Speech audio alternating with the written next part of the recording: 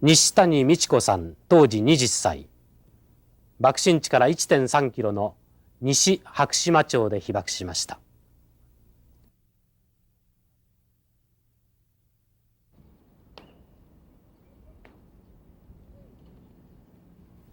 被爆当時、西谷さんは広島城の近くにあった安田女学校の事務員でした。安田女学校では当日、建物の疎開作業を爆心地近くで行っていました。宿直明けの西谷さんも加わる予定でしたが、直前になって他の人と交代し、学校にとどまることになりました。被爆された当時のですね、状況をちょっとお話しいただけますでしょ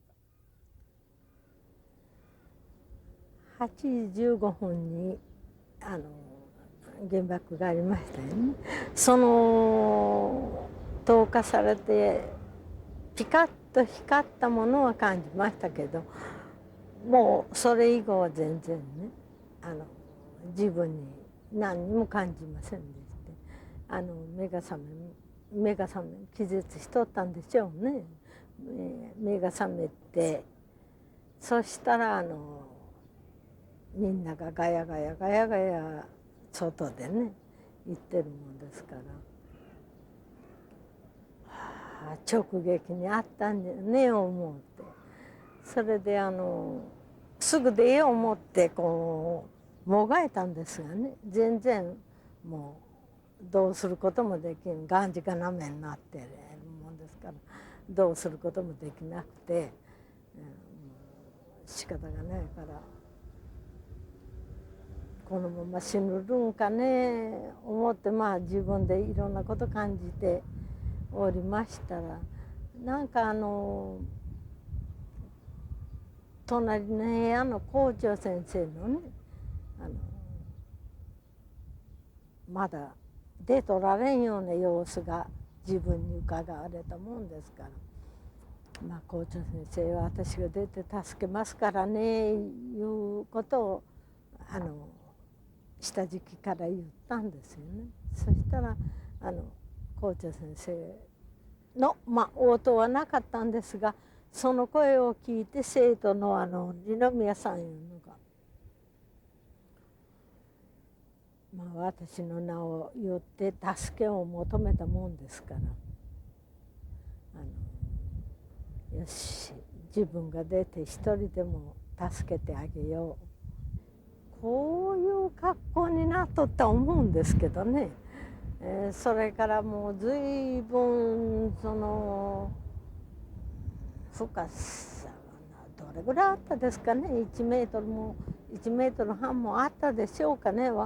ちょっとわからんけども、はい出てこうしてはい出てね、やってはい出てその間、一口に言えばそれなんですが、その間1時間も経っとったでしょうね、はい出たまでが。その校長先生と福島さん他の方と2人いらっしゃって、先生おられるから思って私が助けてあげよう思ったんだけど、先で取られましてね、から一緒にその塀を飛び越えた。よくその塀を飛び越えられたもんです。この門柱の高さぐらいあったんですよね。それ瓦礫があったから、その瓦礫を台にして覚えてませんけどね、飛び越えたとこが幼年学校の運動場なんですよ。飛び越えてもうこういう日の暑いとこへボボボボ燃えてるんですよ。ポンポンポンポン火薬が爆発するときにポンポンって食器とかなんとかが飛んでね、ほんともう戦場へ行ったことないけど映画なんかで見まして、その戦場のありさまですよね。ボンボンボンボン食器が飛んでくる。まあ一番その軍隊のあるところへ出たのが間違いだったんですが、まあ学校からすぐ下広場、つい学校が直撃を受けたと思うから広場へ出ればいいいう気持ちでここへ出たんですけどね。雨が降り出したら活気がねいくらか和らんできて、それともう夕方になったんでしょうね。いくらか楽になったそれでもうそこにいつまでもおれないからのでもうずっと探して歩くと大きな防空壕があったんで、それずっと向こう、私の感じじゃ向こうのように思うんですけどね、お城の焼け跡がずっと向こうに見えたから、向こうのように見えるんですけど、そういう防空壕の中に入って一晩明かしたんです。校長先生をねなきゃいけないから校長先生まず私のその夏だから大して着てないんですが、ブラウスとモンペイヤを脱いでね下に杉皮を持ってきてポンお城の杉皮かどこの杉皮か杉皮が随分飛んできたんですよ。その杉皮を壕の中に引いてあげて、それから自分らの着てるものを枕にしてあげたりして、まず校長先生に見せてあげて、それから今度自分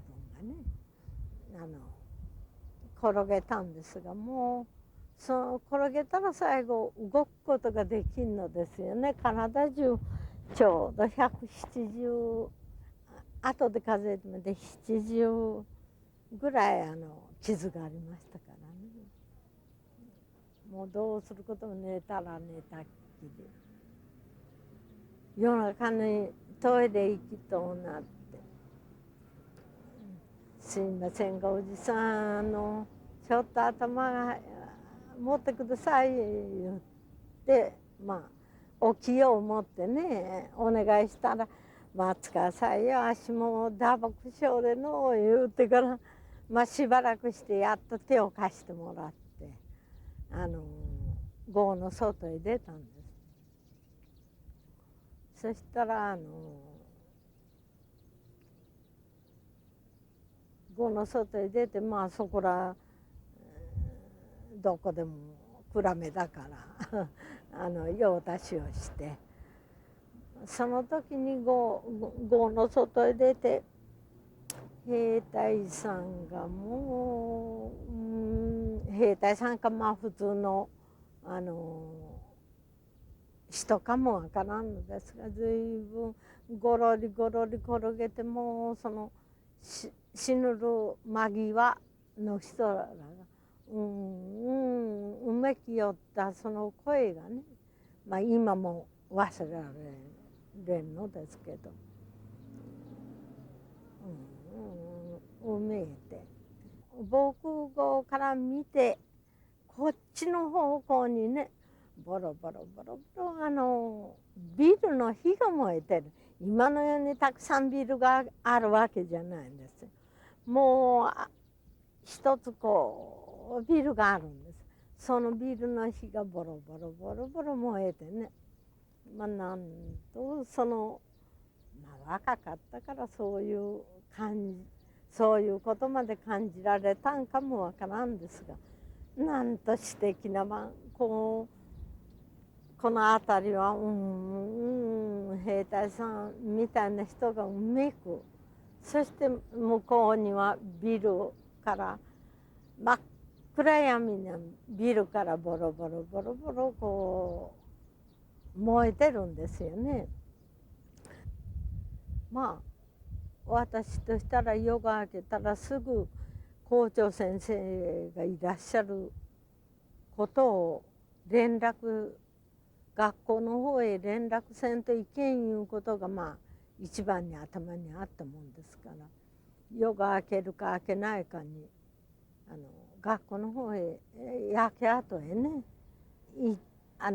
ってみたんです。もう焼け跡には誰もいませんし、まあ今考えてみると朝早かったからまあ誰もいなかったんでしょうが、まあ今度行ってみたらね焼け跡になって、それこそもう焼けた跡になる。私がそのガンジガの目の何から出た時は本当瓦礫の山でなくて瓦礫の部屋ですね。もう建物べっ倒れた、倒れてもう本当昔の低新局とかなんとかそういうふうなんがもうニューッと立ってね、みんな見えるビルが、あと木造のとこは全部ちゃーっと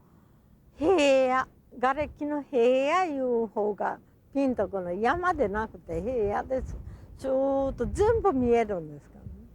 それが今度一晩明かして行った時はもうそれが全部焼けてましたからね。それから私の父親がやっぱし学校の方へ連絡に来て、今恋におるから住まい不内でだったんですが、恋へ荷物疎開しとったとこへおるからいう連絡があったから、まあもう学校の方はまめな人が全部後のことしよられるんで安心して一応家に帰ることにしまして、それから場所を降りたぐらいのとこで私しんどいね思ってこう休もうとしとったら通りがかりの人が「お姉さん悪いんですか?」そりゃそうですよね、傷もぐれで今考えて自分はちゃんとしとるつもりでも人目から見たらよっぽど倒れそうなように見えたんですよ。お姉さん悪いんですかい。なんか自分が持っとられた冷凍のみかんをね一つくださったのありがたかったですがね、全然知らない通りがかりの人がねその冷凍みかん一つ、そういうようなね錯漠とした中でもあの頃は人情があったんじゃないか思うんですよ。その私のその姿を見て冷凍みかん一つくださって、まあそれを食べた時の美味しかったことをまあ立ってて紡いで食べたんですが、そうしてまっすぐずっと天満橋と福島橋を通って、通って言っても陸橋ですね。今ああいう陸橋はないんですが線路の裸へ電車が通っとったんです昔ね。その電車はまあ通らないからその線路をそうだから青い水が見える、それを線路伝いに歩いたね。まあ私運動も下手ですし普通だったらああいうとこよう歩かんのですが、下海が見える水が見えてるんですからよう歩かんのですが、まあ自分が一生懸命ですよね。その目的地行きたいいうあれで回る言ったらずっと福島町を回らんといけんから仕方なしにその青い水を見ながらその線路またもう一つあるんですよね福島町に。天満町の分はね割り方短かった福島町の分が割と長かったように記憶しとるんです。その長いのをまたほんと今考えたら足が震えますけどねそれをやっと通ってまあ鯉へ着いてその鯉も昔宮島なんか行くのに鯉の電車のどこまでは知ってるんですがなんか奥の方の今の小学校の付近ですから田舎の方ですよ。ただ鯉の奥の寺いうことだけど奥の寺の中村いう家におるからいうことだけでまあその奥の寺いうことを13遍聞きましてねやっとまあたどり着いてそこで初めてまあ親子が親子言うても父と母と弟がおります。その父と母と弟の3人がほんともう映画によくあるけど、まあ、あの頃にね抱きついていうようなことはしませんでしたがね本当あの時に抱きついてねみんなでまあ喜んで泣いたんですがねその時に妹がもう一人おったんですがこれはもう学徒で行方不明で父がだから私は5人家族が結局母も8月9月の5日に亡くなりまして母と弟が同じ行動をとったのが同